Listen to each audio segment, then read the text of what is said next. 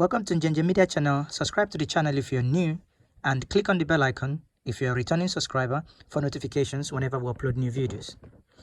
In view of the current leadership in the National Assembly and the total sideline of Ndi Igbo, there is a call and there is a need for a rethink of Ndi Igbo and their strategy.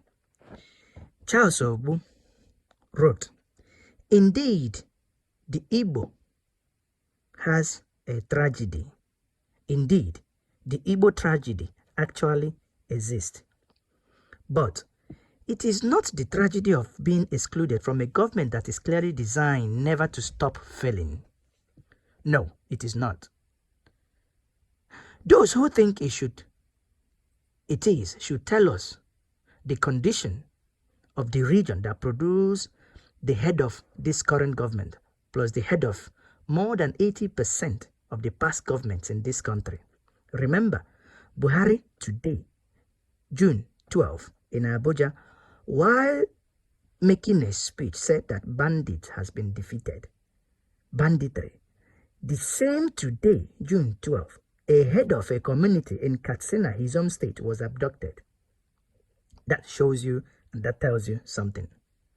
In terms of poverty, disease, infant and maternal mortality, unemployment, and of course insecurity, what position do you think the North occupies or currently occupying, despite having it all in terms of government positions? Our greatest tragedy as Ndi Igbo is our failure to create a credible, responsible, responsive, and patriotic local leadership in our region. The second tragedy is the presence of a very large number of youths who are completely bereft of even the littlest sense of civic consciousness.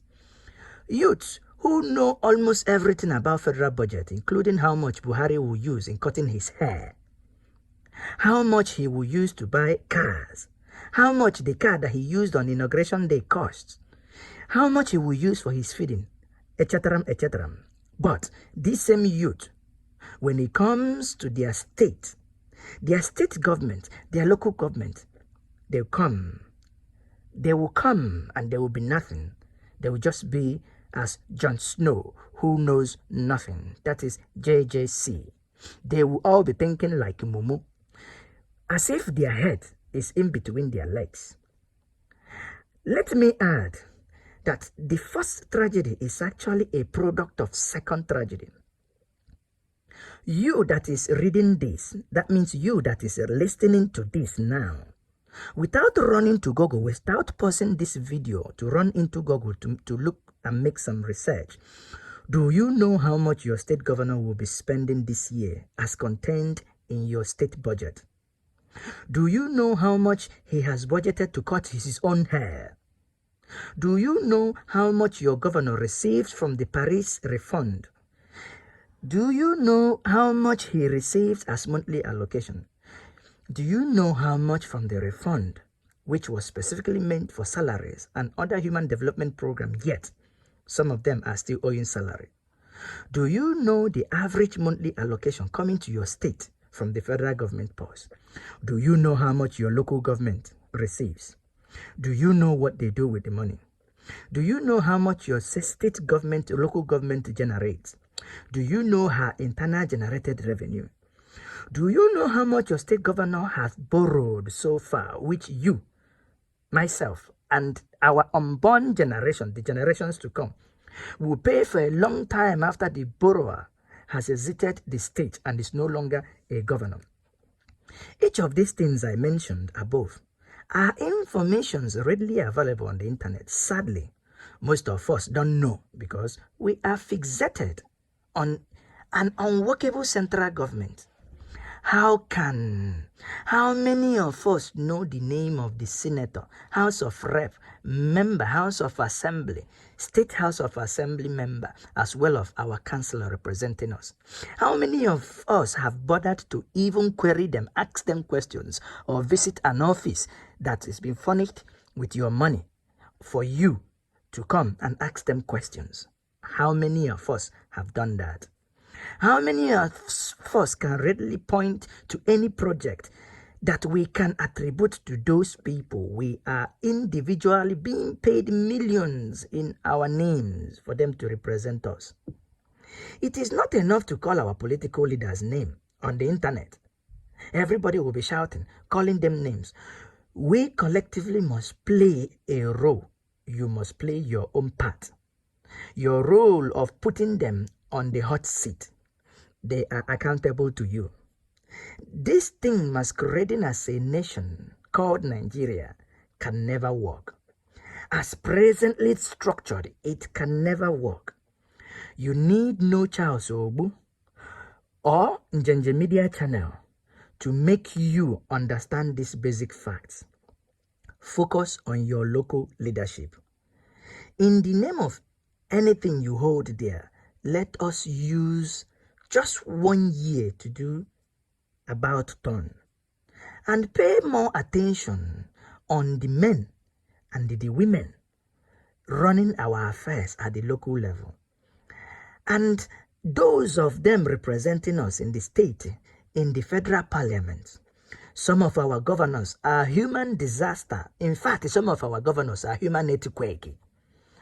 Some of our governors are disaster in terms of leadership. They have nothing in their brains. Yet, we do not criticize them. We only look for Abuja to run down. And please, I beg and we beg you, don't tell us it is a national problem. No, mediocrity should not be our standard. If it is a national problem, we must set a new standard that must be emulated. It is the height of foolishness that an Igbo youth who knows almost everything about the federal government doesn't know such basic thing. How much his state government will be spending this year as contained in the state budget. They are bereaved of any atom of knowledge what happens within the state and within the local government. Please, I beg us all listening to me, do not ask me for solution.